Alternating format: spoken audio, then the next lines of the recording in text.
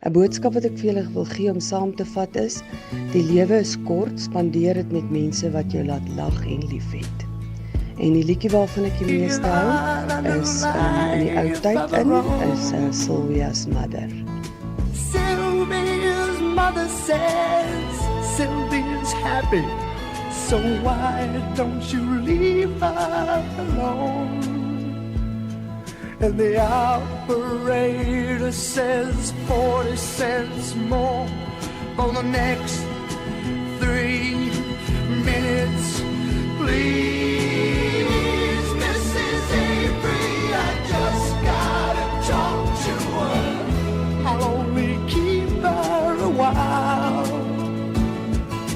Please, Mrs. Avery, I just wanna tell her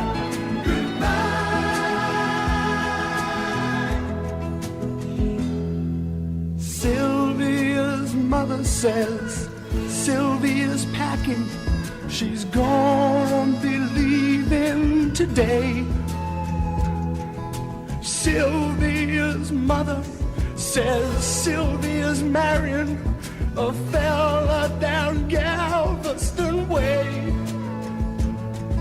Sylvia's mother says, please don't say nothing to make her start crying and stay.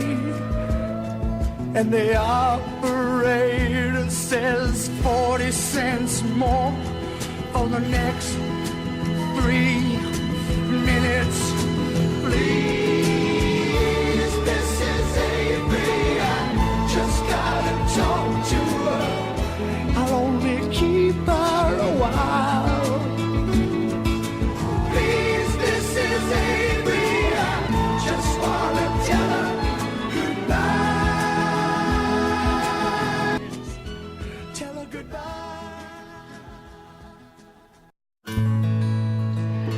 Ek het eers standaard 9 in Januarie gekom, so in die standaard 9 jaar was dit nogals moeilik om maats te maak, want almal het klaar maats gehad, maar daar was ek vriende met 'n meisietjie Christa, en ek dink nie sy was matriek ook daar nie, en toe het ek in matriek in die koshuiskamer beland saam met Fransie, Jolene en Patricia, en Petrusa, en ons het toe nou maats geraak, en omdat ons die koshuiskamer gedeel het, het ons nogal baie pret saam gehad.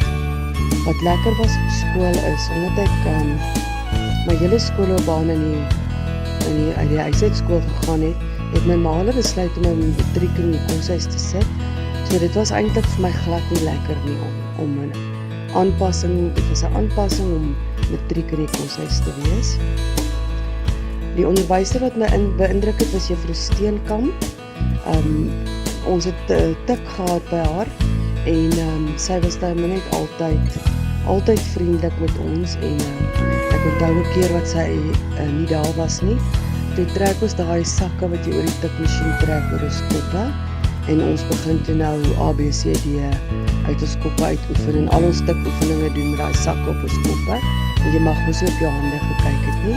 En toe die juffrou langsaan kom kyk hoekom ons so oortrek op ons koppe. En dit was toen nogal 'n groot grap vir Juffrou Steenkamp toe sy terugkom. My most embarrassing moment was ook in die koshuis, toe Fransie en Jolene en Petrusa besluit het, omdat ek nie in die koshuis is, moet hulle my doop. Toe druk hulle my in my koshuiskas en sluit my daar binne toe, terwyl dit inspeksie was, en ek moes maar choepstil daar in die kas sit, tot die inspeksie klaar was, en hulle het gedink dit is 'n groot grap. Dan was ek nooit op die drom gewees waar die pauses nie. Ek het altyd in die toilet gaan wegkruip, en ek het ook geen skoolboyfriend gehad nie, my pa was baie baie. Please, Mrs. Avery, I just gotta talk to her.